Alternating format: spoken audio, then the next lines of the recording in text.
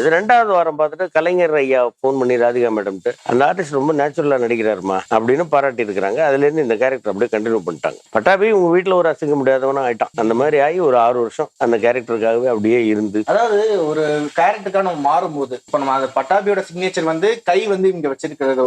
இப்ப பொது இடங்கள்ல இப்ப நீங்க ஃபர்ஸ்ட் ஆஃப் ஆல் நீங்க படம் நடிக்க ஆரம்பிக்கும் போது இது மாதிரிலாம் நீங்க பண்ணி காட்டுங்க அப்படின்னு சொல்லும் போது உங்களுக்கு ஹர்ட் ஆயிருக்கு. ஏன்னா அது சினிமா ஸ்கிரீன்ல வேற. இல்ல அது எப்படி ஹர்ட் ஆகும்? அது அவங்க ரசிச்சு கேட்கறாங்க.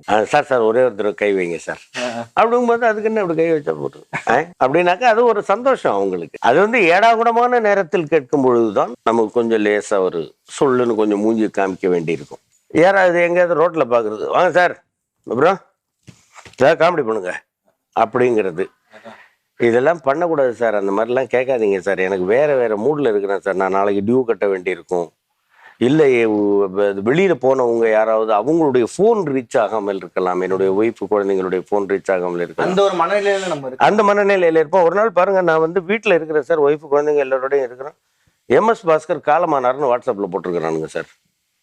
இது நான் எங்கேயாவது அவுட்டோர்ல சிக்னல் கிடைக்காத இடத்துல இருந்து எங்க வீட்டுல இருக்கிறவங்களுக்கு வந்து அவங்க பார்த்துருந்தாங்கன்னா அவங்களுடைய சுச்சுவேஷன் என்ன. ஒரு தடவை வந்து என்னுடைய பிரதருக்கு வந்து heart attack, is in hospital. அப்ப நான் அவசரமா ஓடிக்கிட்டு இருக்கேன். அப்போ ஒருத்தர் வந்து ஒரு ஒய்ஃபோட வந்து ஒரு சார் என் ஒய்ஃபுக்கு ஒரு டவுட்டுன்னு, அப்போவும் நான் அந்த வேகத்துல நின்று என்னம்மா அப்படின்னு கேட்குறேன்னா, இல்லைல்ல நீங்க எப்பவுமே இப்படி காதில் கையை வச்சுக்கிட்டே தான் இருப்பீங்களா அப்படின்னு கேட்குறா.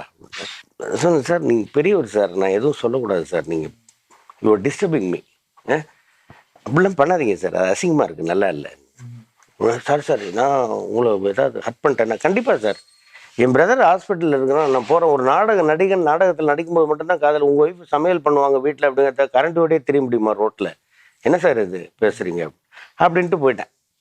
ஸோ அந்த மாதிரி வந்து சமயம் சந்தர்ப்பம் அறியாமல் பேசுகிறவர்களிடத்தில் நம்ம கொஞ்சம் லேசாக மூஞ்சி காமிக்க தான் வேண்டி இருக்கு. அது மனிதனுடைய இயல்பு. நம்ம எந்த நேரமும் ஒரே மூடில் இருப்போமான்னு. அதை அன்னைக்கு கூட ஒரு ஃப்ரெண்டு ஒருத்தன் சொன்னான், எம்எஸ் பாஸ்கர் வந்து சுள்ளுன்னு பேசுகிறாரு. சொல்லுன்னு பேசுறேன்னாக்கா வந்து அந்த சூழ்நிலை அப்படி இருந்திருக்கும். தேவையில்லாத நேரத்தில் வந்து கேள்வி கேட்டிருப்பீர்கள். நீங்க காமெடி நடிகர்கள் அப்படிங்கிறது, நடிகர்கள் பொது சொத்து அப்படிங்கிறத நான் ஒத்துக்கிறேன். உங்க எல்லாரையும் என்டர்டெயின் பண்றது, உங்க கூட பேச வேண்டியது எங்களுடைய கடமை. அதை நான் எல்லாருக்கும் வந்து நான் இது பண்றேன், அதை நான் இல்லைன்னு இருக்கும்.